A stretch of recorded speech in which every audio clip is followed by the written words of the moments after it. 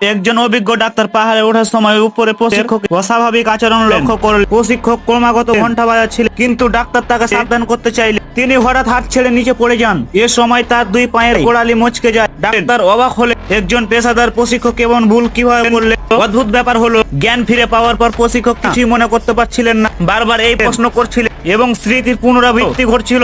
এটি ডাক্তার সন্দেহ করলে এটি সাধারণ মস্তিষ্কের আঘাত নয়, তবে মানসিক বিশেষজ্ঞরা মনে করলে এটি খাদ্যাভ্যাস জনিত হতে পারে। প্রশিক্ষকের খাদ্য তালিকা পুষ্টির ভারসাম্যহীনতা ছিল, বিশেষত ভিটামিন বি এর ঘাটতি, যা স্নায়ুর কার্যক্ষমতা প্রভাব ফেলেছে। ডাক্তার দ্রুত পুষ্টি ইনজেকশন দিয়ে সমস্যার সমাধান করলে প্রশিক্ষকের অবস্থা উন্নত হলেও ঘটনাটি মনে করিয়ে দিল শারীরিক ক্ষমতার জন্য সঠিক ও ভারসাম্যপূর্ণ খাদ্যাভ্যাস কতটা জরুরি। শুধু ওজন কমানোর জন্য পুষ্টি উপেক্ষা করা বিপজ্জনক হতে পারে। স্থায়ী জীবনের মূল ভিত্তি, আর এটি রক্ষা করতে সচেতনতা অপরিহার্য।